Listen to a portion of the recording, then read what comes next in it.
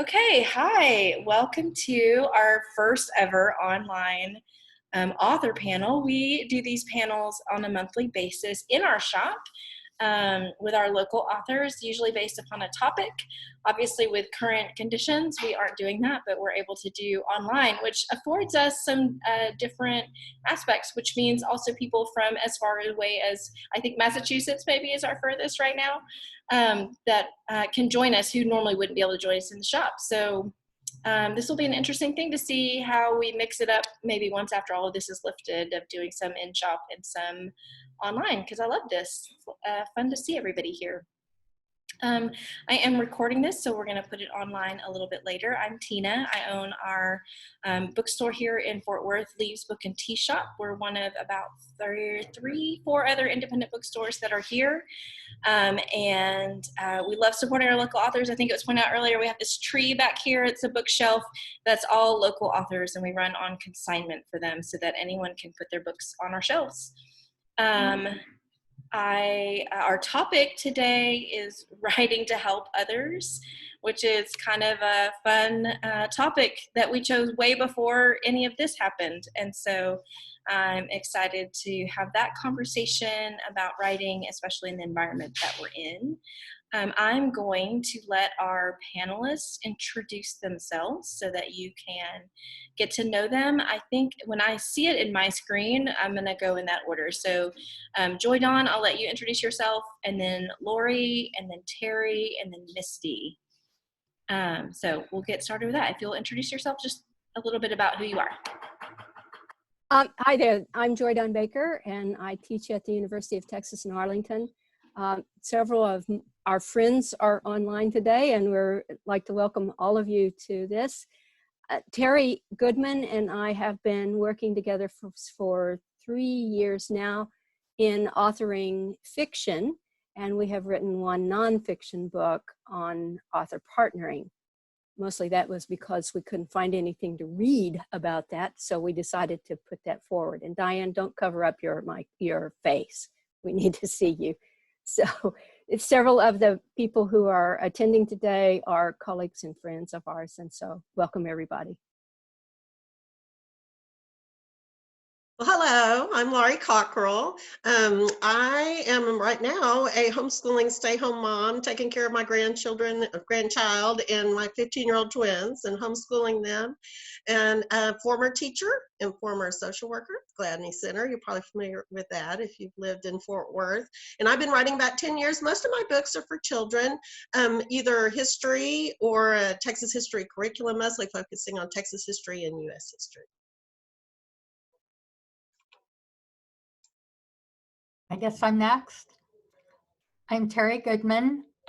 I'm Joy Dawn Baker's writing partner, old friend, and also my business is providing continuing education credit for nurses. That's why I work at home, and this is no big deal being stuck in my house.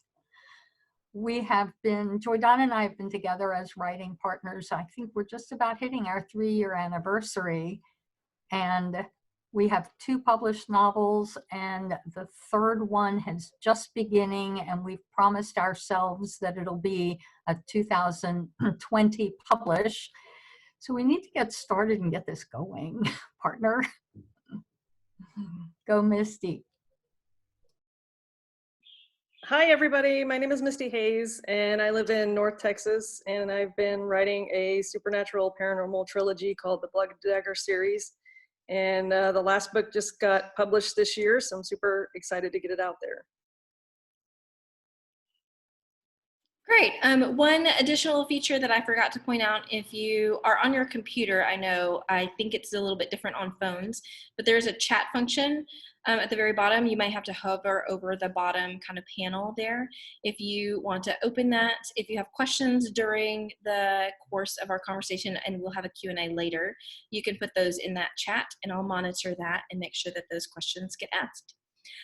So I'm just going to kick us off with our first question, which is to just tell us a little bit about one of your writing rituals. It's kind of fun to see you guys in your spaces. I don't know if those are your exact writing spaces, but I love getting that environmental look at what you do. So if you'll tell us about one of your writing rituals, and we'll just go in the same order. I guess it depends. The component that helps me write is you have to be creative when you start writing. Diane, you also are an artist, so you understand this well.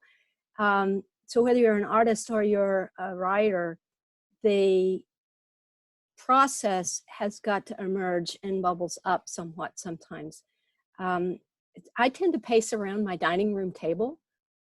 And when I get desperate, I turn on Dragon Speak so that I can actually capture these wild hair moments and allows myself to, I don't know what that was. Tina, you're muted, and did you change something on the screen? I didn't. I think someone is accidentally sharing the screen.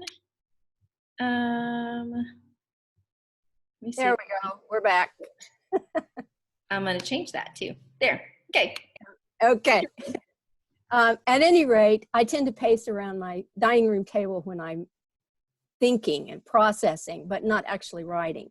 When I actually sit down to write, it's at the computer. It's in this space actually that you're seeing, and I tend to write from there. But it's a variety of notes. It's a variety of ideas and how to bang them out together somehow. That's how I focus on it. Cool. Miss Laurie? Okay. Well, I feel a little bit out of the group because I don't really have any rituals because I homeschool 15-year-olds. I have no free time. So it is every 5 minutes that I can get alone. So I was thinking about other stories I've read about people and their rituals, and I don't have, the sharpened pencils and the window to look out and my cup of coffee. My life isn't like that. But I do have one ritual, and that is when everything is finished and I have written the end and the editor has edited it and it's gone and it's been proofed and it's ready to go. My ritual then is to pick a book that has nothing to do with the topic I've been researching, just some twaddle, and just read something for fun. And then sometimes I'll get something that I love, like Dandelion Wine or To Kill a Mockingbird, one of those very comforting books, and that's what I reward myself with. So that's my only ritual. It's still a ritual. I love it. All right, Terri? Well, Joy Dawn thinks on her feet, and I think on paper. Well, in this case, on my computer. I mean, my ritual for writing is to hammer it out. Joy Dawn writes stream of conscious. She gets the ideas in her head, and then she sits down and spills them all out page after page. And I craft mine word by word. Sit down, put the idea and play with it and watch it grow. And it really grows very slowly, but when I'm done, I'm pretty much done and ready for her to take over. I'm done. Last but not least, Misty. Yes, you were kind of looking at one of my writing places. There's probably not much of a view right here, but basically I'll pivot a little bit, but I'm like Laurie. I'm by my kitchen. I like to be by the fridge where food is, and I like to eat and drink. No, I'm sort of just kidding on that. I would say I don't really have a ritual per se, because I try to get in every minute that I can. That's kind of just how my life is crazy busy. I have a full-time job on top of writing. So basically I just try to carve out time where I can, and I try to stick to it and get it done. Most of the time, it doesn't flow like water. It's usually like mud. So I just kind of force it out. Great. Okay, guys, tell us what it is that drives you to write. What's the compelling reason? We'll start with Joy. Dawn. Generally, I have some kind of a story to tell. It's an idea, it's something that's brewing, and it resonates with me in some way. And when I begin to sit down and pour my heart into it, then it begins to flow and it develops a little bit more. So I think it's that I want to tell something about someone.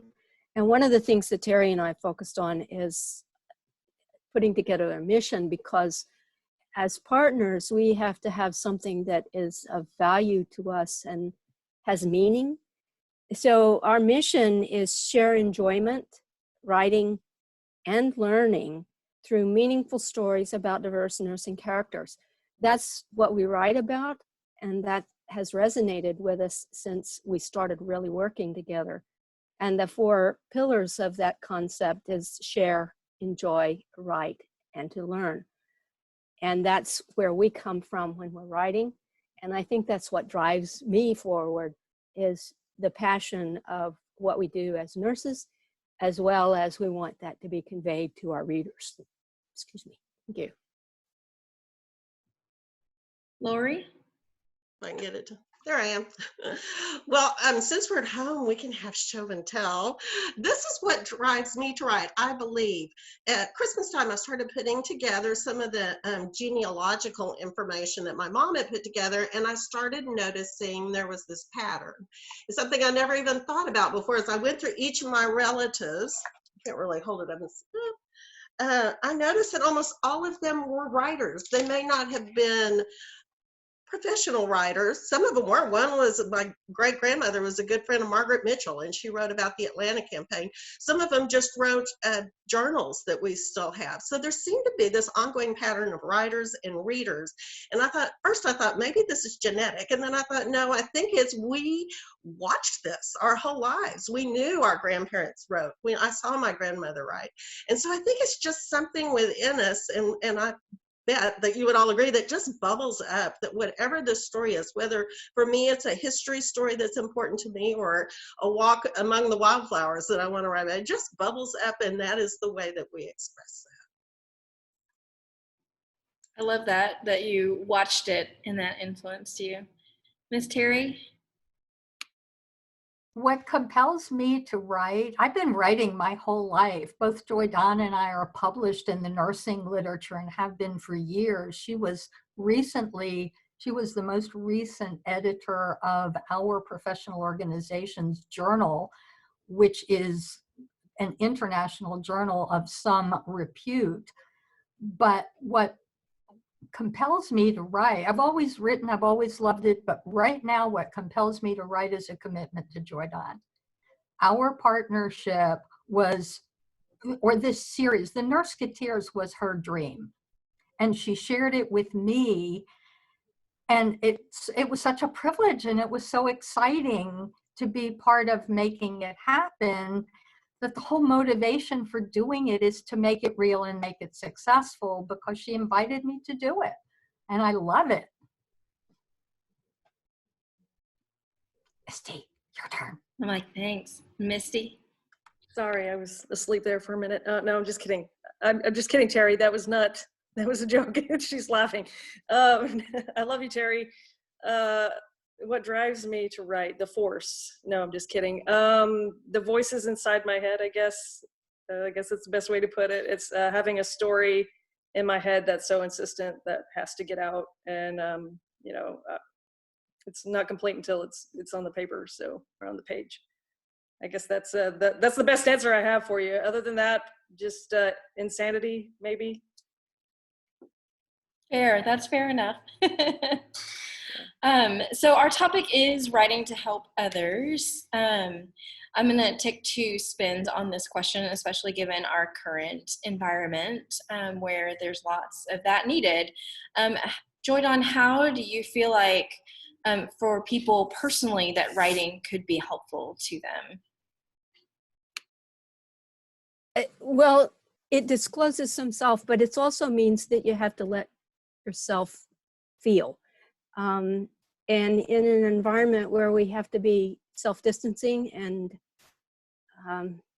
isolation in some ways, that's not a comfortable place for most of us to be. We want to be able to get out and to be with others and to share. Writing allows us to share, and it allows us to be a part of other people's lives. And the beauty of fiction, and we get to dream and we get to play with characters and develop ideas that may or may not be going on at this moment. And the struggles that we're facing with the environment and the health issues that we're all facing are very much a real part of humanity, and how do we manage that in a world system. So I think there's an opportunity for both scholarly writing as well as fiction writing that is actually needed by our friends, our colleagues, our families. All of these are essential to what we're doing and why we do it, I think. Laurie. Hi. Well, I actually found a quote by John Steinbeck. My boys and I have been reading of Mice and Men and just finished. We're studying American history, so we did the Pearl earlier and Mice and Men, so they're ready for a happy ending. But it was kind of interesting, this quote that we found by John Steinbeck, and it's why he writes, and I thought it fits perfectly into this. He said, "A writer out of loneliness is trying to communicate like a distant star sending signals. He isn't telling or teaching or ordering. Rather, he seeks to establish a relationship with meaning, a feeling of observing. We're lonesome animals. We spend all our lives trying to be less lonesome. And one of our ancient methods is to tell a story, begging the listener to say and to feel, yes, that's the way it is, or at least that's the way I feel it. You're not as alone as you thought." And I think particularly at this time, it allows us to make those connections both with our readers and for the readers connect to us. Even you look at Facebook, what a perfect example of people reaching out and having an immediate response. And I think that's what we try to do as writers. And I think it's comforting as writers and readers as well. Thoughts to add, Terri? Repeat the question. I got lost in the answers. No, it's no problem. Since our topic is writing to help others, I was curious as to what your thoughts are for individuals. How can writing be helpful in this time? Well, I wanted to hear it again because I read it two different ways. How can writing be helpful to the writer, and how does the writer see their writing being helpful to the readers? Writing for me is exciting because I like projects, and I like to see things finished, and I like to see how they turn out.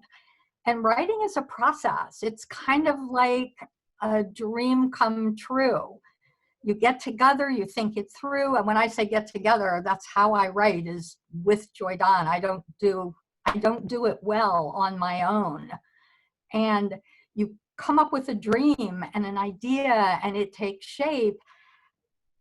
And quote, all of a sudden, you have this product, you have this whole thing. It's a book, it's got a cover, it's exciting, you share it, and it helps me. I mean, it's the kind of thing I like to do. I love the end product. I can't say I always love the process.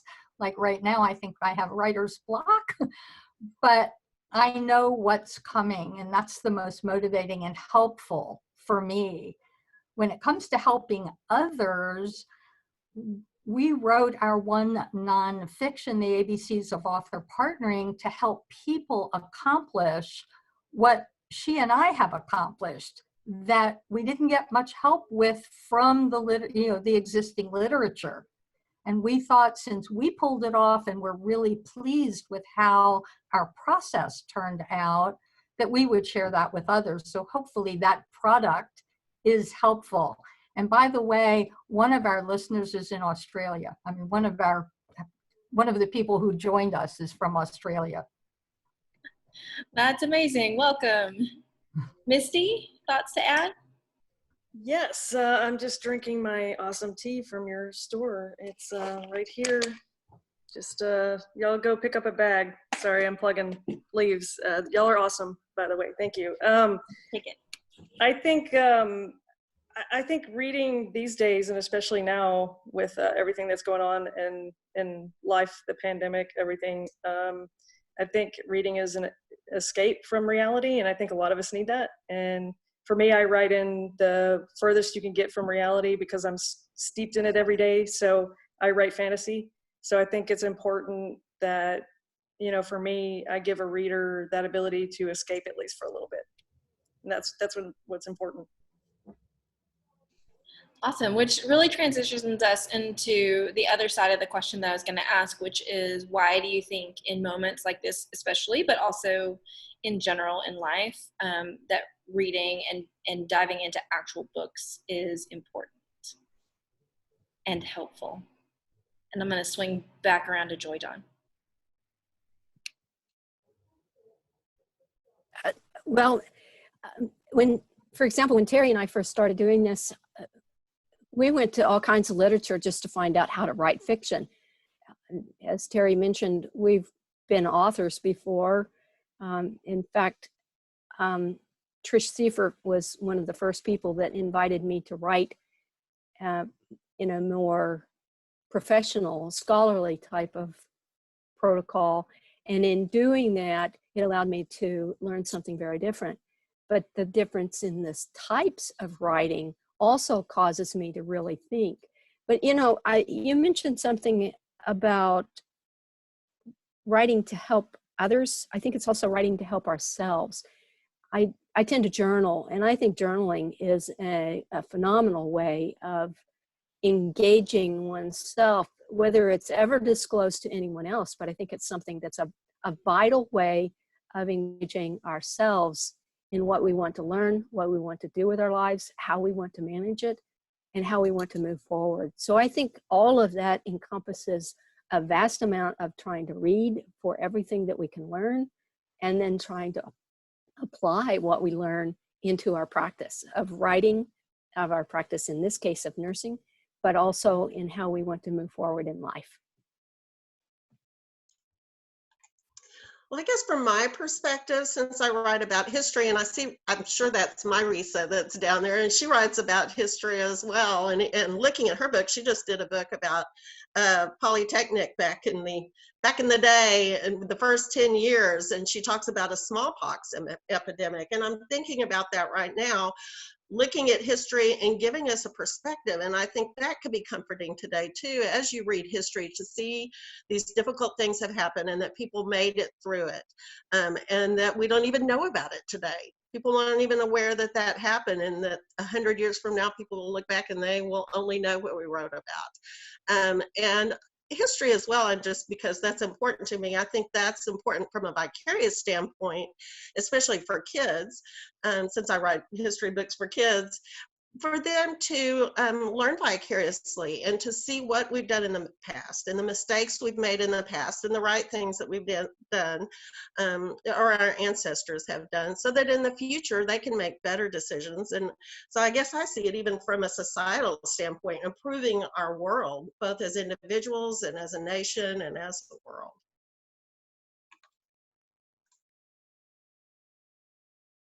Terry? I need to ask you to repeat the question again. I keep getting lost in people's answers and forgetting what it is I'm supposed to be focusing on. It's okay. You're being such a good listener. I asked kind of the flip side of the previous question, which was in the idea of writing to help others. Like, how do you think that reading and reading actual books these days in both this current environment that we're in and just in general is helpful to people? Well, I mean, for me, reading serves two purposes. One is pure enjoyment. I like to read. And I'm trying to break outside of my my normal reading, because after you spent 40 or 50 years reading the same genre, even though there are lots of different wonderful authors, you feel like you're reading the same books over and over again. And I'm looking for a genre I haven't tried yet. But also, reading expands your world. I mean, we only have access to so much environment and so much influence individually. And reading opens the entire universe up to our enjoyment, our exposure, our learning potential. I was also thinking, when Joy Dawn mentioned Trish Seifert encouraged her to write, the first journal article I wrote about 1.5 million years ago, I wrote as a companion piece to one that Trish wrote for the same journal on the same medical topic. You remember, don't you? We have great memories. But truly, I think reading is one of the most expanding experiences that an individual can have, because topics are unlimited, viewpoints are unlimited, and it truly takes a discerning reader to get what they need out of it without being swayed by everything they read.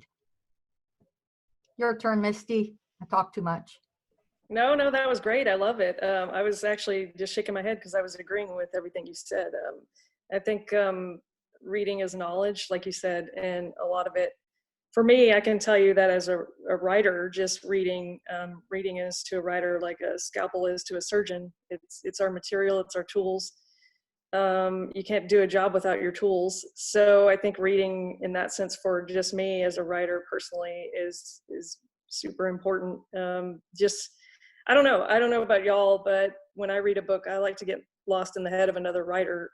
To me, that's special and it's important. And I think if you're a really great writer, you can pull me in and take me for a ride, and that's great. So that's I don't know.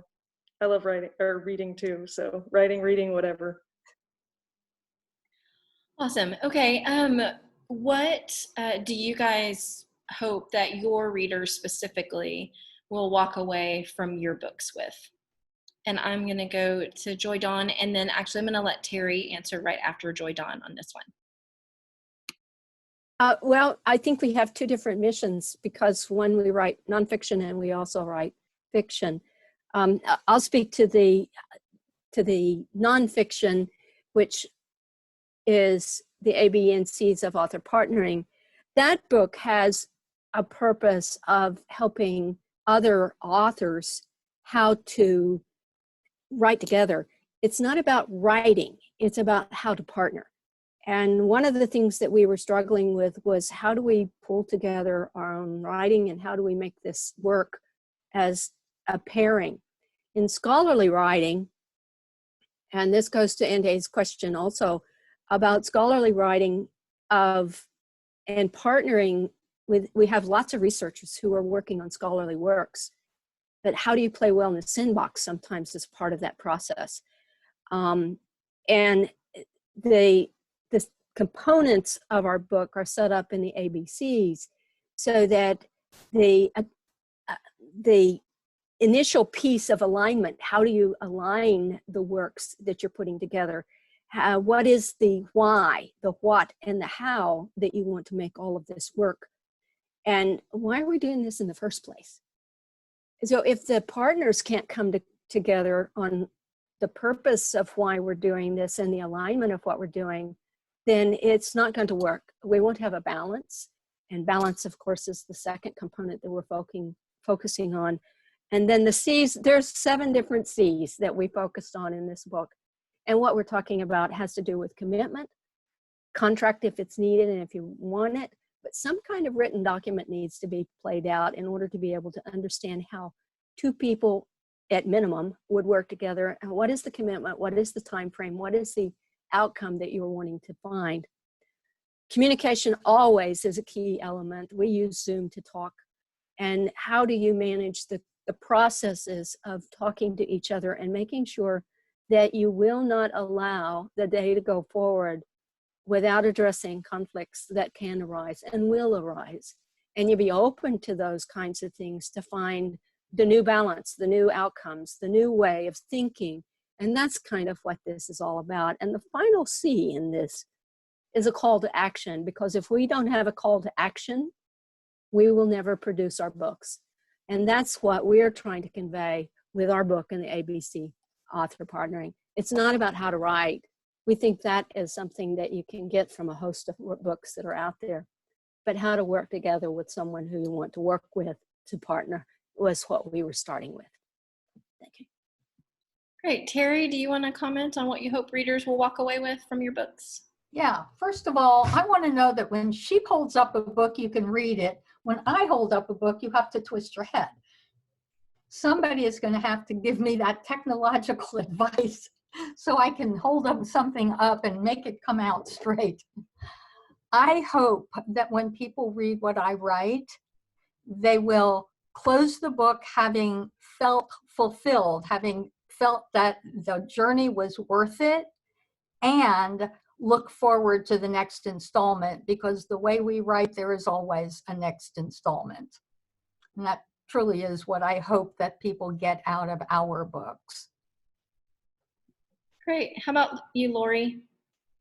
Well, I guess my greatest hope is that children will develop a love of history after reading these books. That it's not just things to memorize or dates to memorize or remember, but instead just this wonderful something within their soul that they'll want to continue learning about history. And not just that, but that they'll also really understand and be able to apply it today. And that's one reason we wrote a curriculum with lots of higher level thinking questions so they can say, what were the mistakes in the past? What were the good things in the past? How can we change that and have a better future? And Misty? Yeah, I think, the Blood Dagger series, my first 3 books, and that's all I've written so far. I'm working on a spinoff series right now, but I think for me, the series is about growth and strength and endurance. And I guess if I can instill some of that, or at least part of it in one person, I've done my job, and that's a success for me. So. Awesome. Okay, my last question for this part of our discussion is just how would you encourage writers right now to pursue their own writing, whether it's just for their own personal enjoyment or publication, either one? And actually, I'm going to go backwards since Misty's already been talking. So, Misty, what do you think? Awesome. Yeah, I think if there's a story in your head, write it down. I wish someone would have instilled that in me earlier in my life. Don't worry about technique, grammar, talent, just write. If I'd had someone tell me to do this in the beginning, I would have done it, like I said, a lot earlier. I started writing probably about 8 years ago, and it's kind of been a roller coaster since. So I think just get it down. You don't have to get it perfect the first time, and you can work on it and make it your own. So, there's stories out there, and people want to read what you come up with. So, Laurie? I agree with Misty, and I think everybody's got a story, and I think sometimes people don't realize how much people will care to see those stories someday in the future. They may think, oh, it's just, I'll write it in this journal and throw it away, but it is important. And since we have show and tell, I have my grandfather's 4-year diary from the 1920s. I'm sure he never thought anybody would care to read this again, but this is one of our family treasures. We found a box of my grandmother's writings from the 1930s where she had written stories and never attempted to get them published. Well, we did. We published them. Things like this that people never would dream people will want to read about in the future. So I think it's so important for people to realize that they have a legacy to leave. And what a wonderful feeling it is to think that 100 years from now, somebody will be picking up your book or your diary and be reading it and enjoying it. Terri and Joy Dawn, maybe Terri first. Well, to be honest, it took, I don't want to admit how many years between wanting to write nonfiction, having a story to tell, not even having a story to tell, wanting to have a story to tell, and finally getting around to doing it. My advice would be at the very beginning of that process, when you feel that you want to write and it's not happening, don't go it alone. Share that with other people, and somebody's going to step up to the plate and either say the right thing, offer you the right recommendation, or maybe pitch in and help you make it happen. And I just wish I hadn't waited so long. We have lots more books than I have time left. I guess one of the things that I think about, and certainly working with students, and I now have the privilege of working with faculty to help them with their writing and to advance their stories into the world of healthcare. I think what I'm finding is you have to overcome fear. And if we can decide that we are not alone, and that there are other people that are willing to read our work and try to give us feedback because they want to have us succeed, whether that's peer reviewers in a journal or friends. And we need to reach out to people who will give us constructive critique and value that critique. And I think being willing to share and take that risk is part of what writing is about, because if we don't take the risk, we'll never do it. But if we're willing to take the risk, we'll learn from it and we will make it even a better product in time. I always say that I love supporting our local authors here because it takes such bravery to actually take what's in your head and get it down on paper and put it out there for the world to see. So I totally agree with that. We are going to move into a time where I would love for you guys to share a little bit of your work with us, whether that's just sharing the cover and talking about specifically what it is, or sharing an excerpt from that. Joy Dawn and Terri, I don't know what you guys have planned, but I'm going to point to you guys first, and you can decide either who's sharing, or if you're both sharing, then who gets to go first? Well, she definitely gets to share the video portion of it, because if I do it, it's going to look like this. No, turn your mic on. You did good. Yeah, the problem is it's backwards. Can you read that? Against the world. It's right. That's our second book. And it just came out at the very end of last year. And we were saying, what do we hope to accomplish? I hope that every one of our books is a bit more exciting and a bit more compelling than the one that came just before it, because I certainly feel that way about the first two. I really was pleased with what we published with our first book. And when we wrote the second one, that was the first. This backwards one is the second. And when we finished the second, I felt twice as good about it, almost like I felt like going back to the first one to make it better. And I'm hoping now that the third one will take it to the next level. And even if somebody starts reading our series with books 2, 3, or 4, they'll want to go back and meet the other characters and get to know them. So go for it. One of the things, and that's the wake-up call, which is the first in our series. Now, what we were looking at there is our characters are 4 nursing students who are going to school in the 1970s. So each of our books has one of 4 suite mates as the protagonists. Each of them are different people. They approach nursing differently, and they have different ideas about life in general. So we get to tell a drama, if you will, about nursing students who are progressing through to become nurses and what that means to them in their student life. We've been asked before if these are real characters or if any of our characters are us, and no, they aren't. We've had the privilege of, because it takes place at a university in Dallas, which does not exist, by the way, we had to have a footprint of what that university looked like in our heads in order to be able to write the book, so that both when she's writing a scene and I'm writing a scene, that they can meld together in location.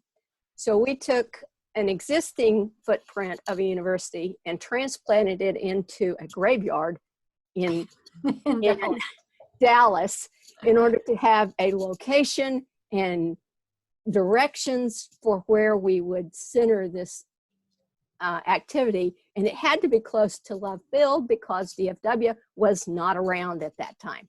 So we've learned a lot about what you can put into a book that was happening in history, but you cannot put it in, even if it's very current, in today's world.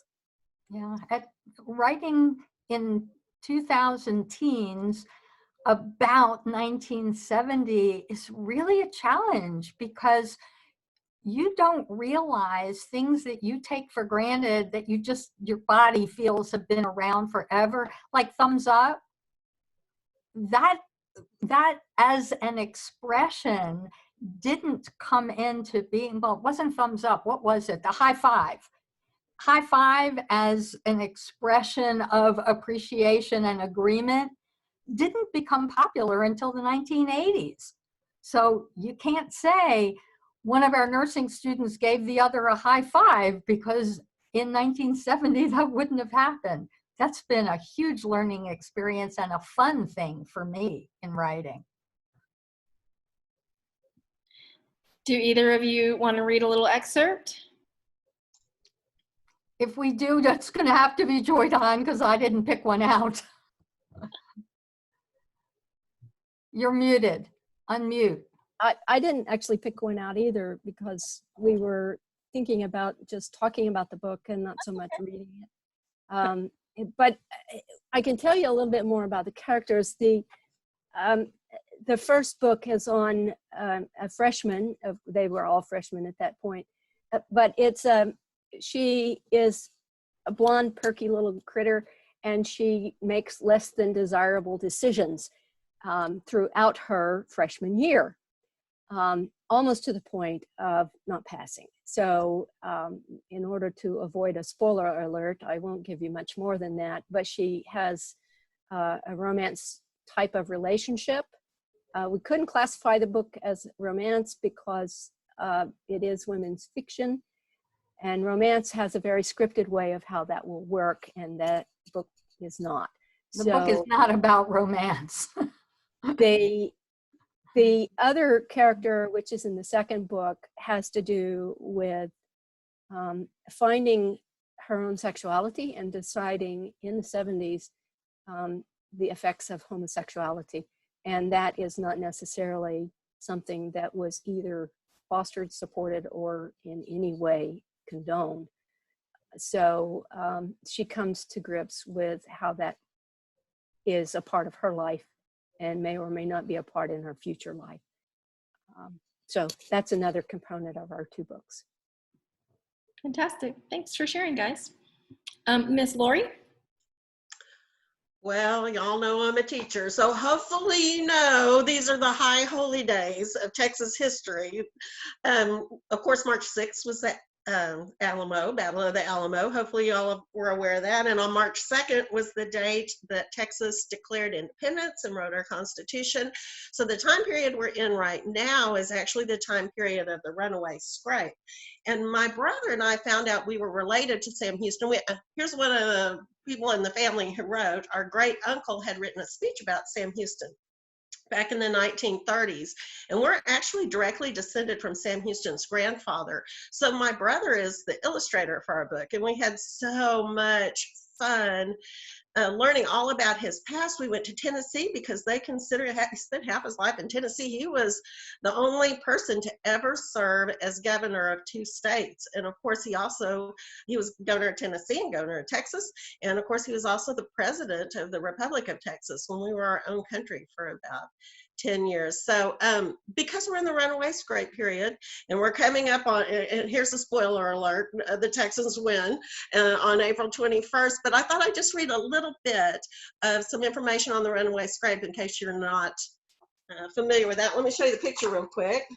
I don't know if you can see it. There's Sam Houston, and this is a map of the direction that Sam Houston and his army are heading east to retreat from Santa Anna after the Alamo. I don't know if you know, Santa Anna split up his men into 3 groups and just started chasing people out of Texas, trying to get rid of all these scoundrels that came from the United States.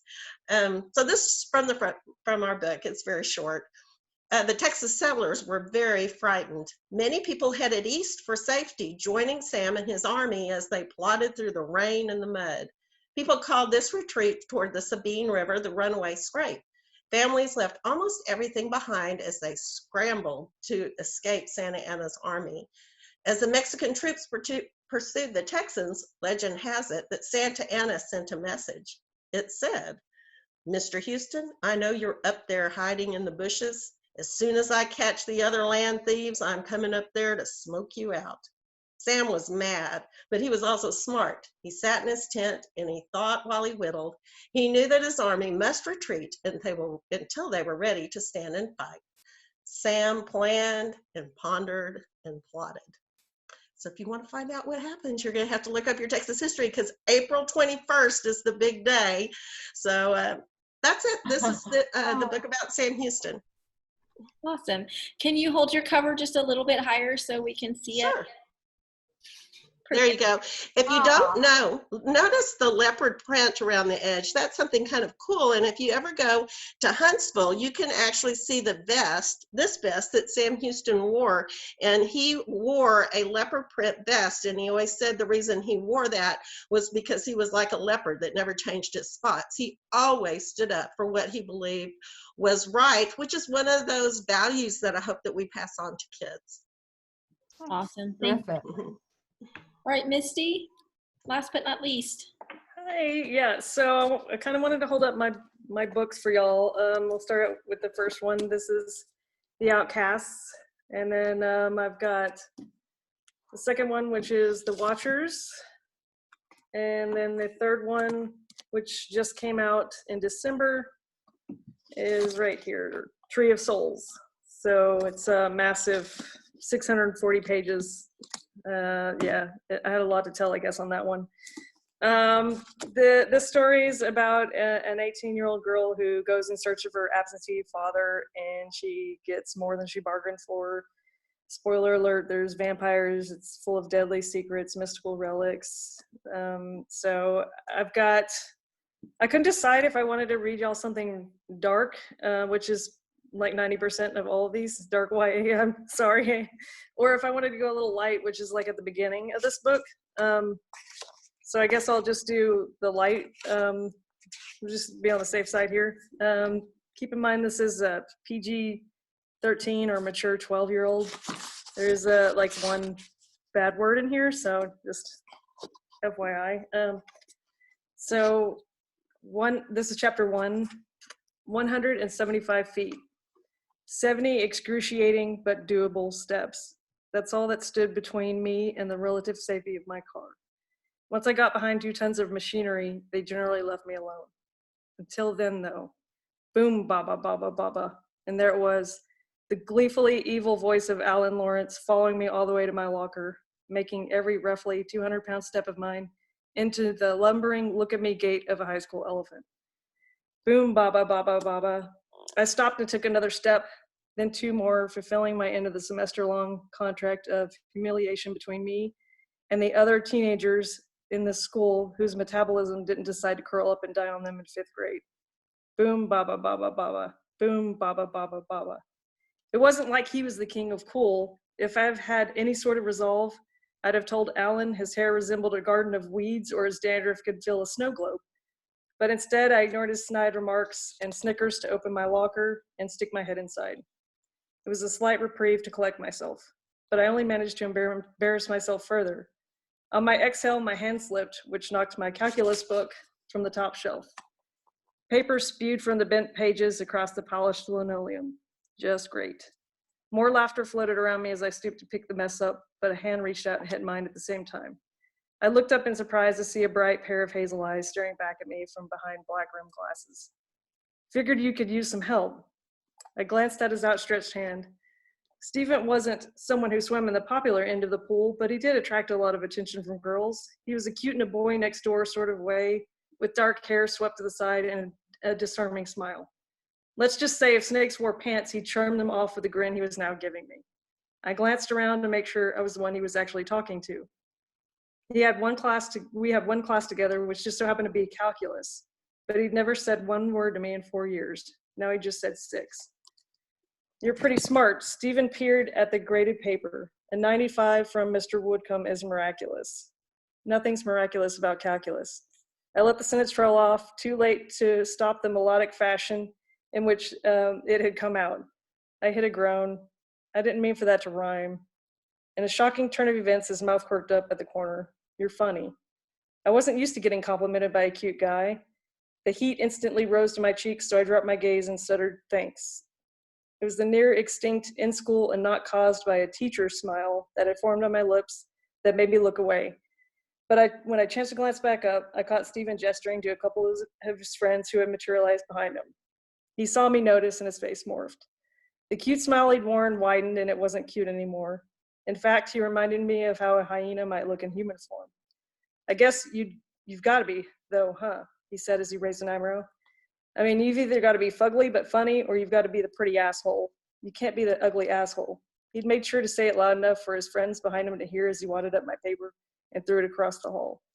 Laughter once again drifted around me as people passed, some with pitying glances in my direction. I felt my cheeks heat up from unwanted attention. Told you she'd cry. Stephen stood, looked down at me, and then turned to his friends. Jesus, Lardo, you'd think someone your size would have thicker skin. I wasn't crying, and if steam would come out of my ears, it would have. I grabbed my things, shoved them back into my locker, and found the closest restroom, so I shut myself in a stall. And if you want to read more, it's there. Don't worry, it's not all sad.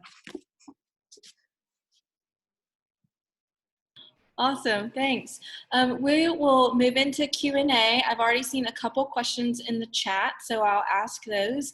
If you want to put any questions into the chat, again, if you touch the bottom part of your screen, the little menu should pop up and you can click on that button chat and it'll pull up a chat window. If you'll add that, that'll be easier to keep track of, I think, than trying to like mute and unmute and not talk over each other. The first question I think came in when you were talking, Joy Dawn, so I'm gonna aim it at you first. It says, what made you move from scholarly writing to fiction? All I've ever written is scholarly, which doesn't exactly reach a big crowd outside of my specialty. Well, and Terri and I are also writing to our specialty, which is nursing. So I don't know that I can answer that question in that way, but scholarly writing has a different feel, and it requires us to find the evidence and to support our opinions with evidence, which is much more like our nonfiction book. In the fiction book, we had an opportunity to tell about something that was important to us, which is nursing. And the way that this all came about was I had gone to a movie theater and there were 4 women who came in and sat down below me. I was journaling in my notes because I'd arrived early. I can't tell you what the movie was about, but I do remember those 4 women, and they have become our characters. They had no clue that I was writing notes about them, but those notes became the foundation of our Nurseketeers, because one of them was dressed in blue shorts, one of them had short brown hair, one of them had on a yellow shirt, and one of them was red haired, and they became the characters in just a driving force. So I don't know that it had to do with transitioning from scholarly to fiction. I've been an avid reader of fiction and also an avid reader of scholarly works in our profession. So I think it was just a natural phase, and also asking the question of what do I want to do with the rest of my life? And when I began to answer that, I needed something that could sustain me, but also allow me to continue to share with other people. So I think it's not as much about transitioning from scholarship to fiction, but how do you use the scholar component and apply it to fiction. And that's what I think we began to do in our practice of writing. And you can do too.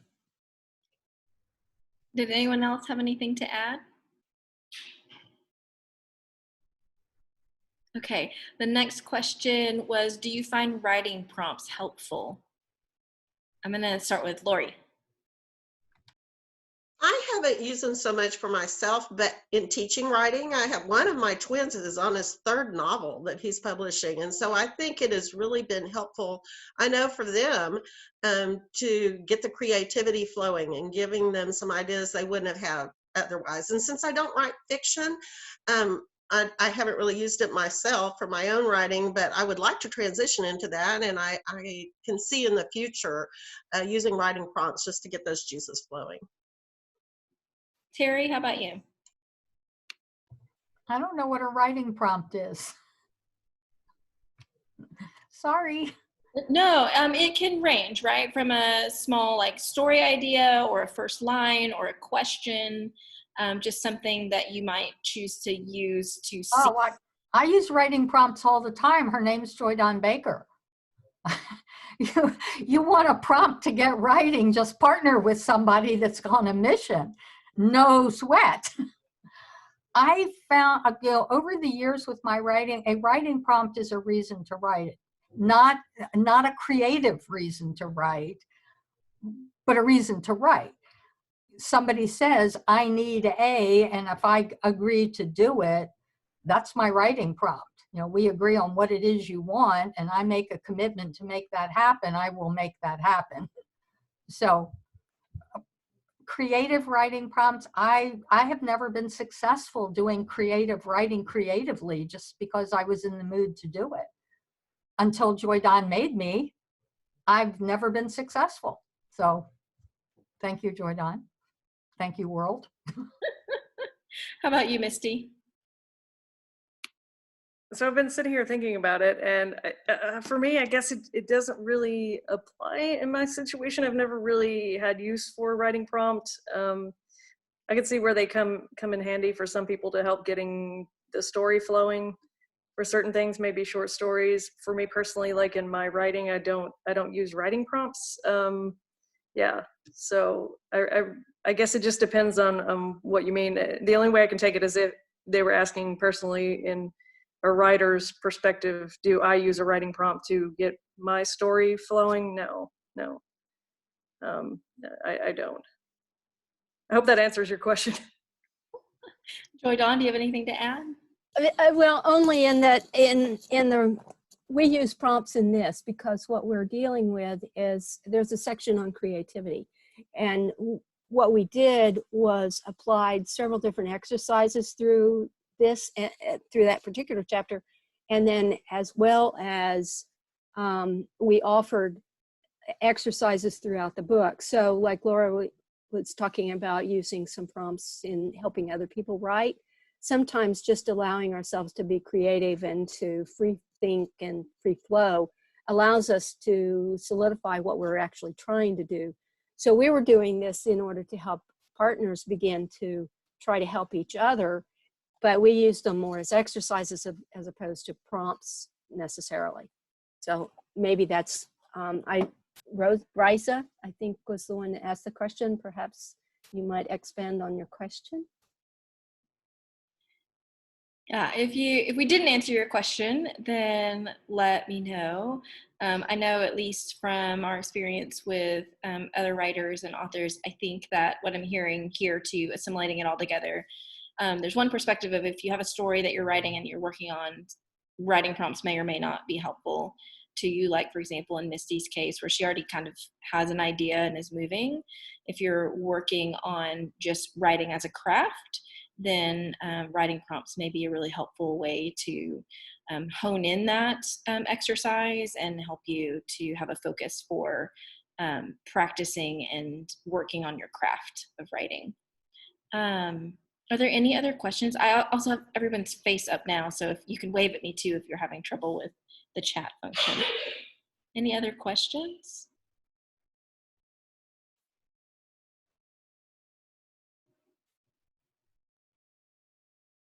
It's one of those funny things. I'm real good at silence in person. It feels a little bit like online. How long do you wait?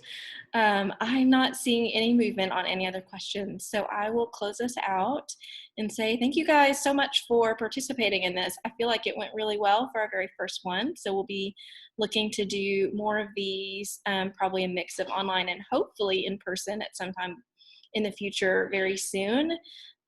You are welcome to stick around for just a little bit longer and chat if you want to. If not, then we appreciate you joining us today. Thanks, guys. Thank you, guys. Thank you for having me. Thanks. And thanks, friends and family, for coming to support us and ask questions and make this real and not just a show. Thank you so much. Bye.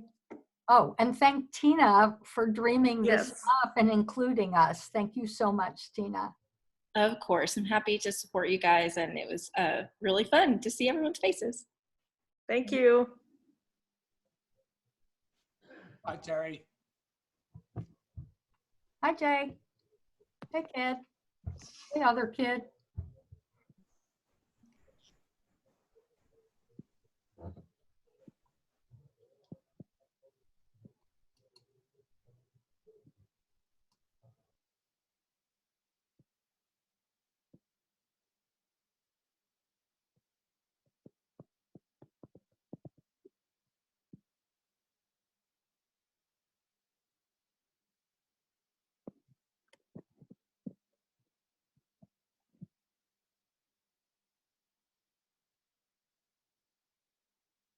I had to just write on there, thank you. So I'm on my phone, had to go back and forth. Thanks, Dana, for putting this together. It's been fun. I'm so Appreciate it. glad. We had a great group. I think I saw at the top of the participant list, there were a good 21 people here for quite a while. So Good. That's a good deal. The Front Street